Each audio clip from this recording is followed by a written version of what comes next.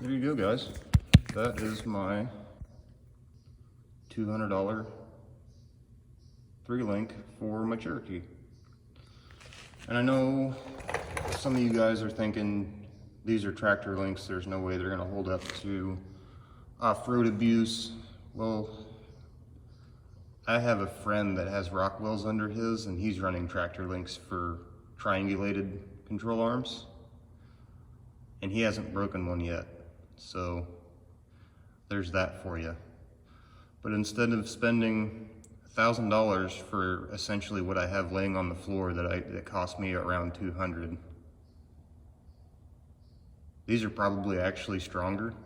I've already got the control arms for the rear made. Same thing, I went on Clayton Off-Road, got the measurements, measured them out, cut the pipe, welded them together. So there you go. If you want a cheap DIY control arm, long arm upgrade, $200. So that's all from me. I hope this helps somebody. I'll see you guys later.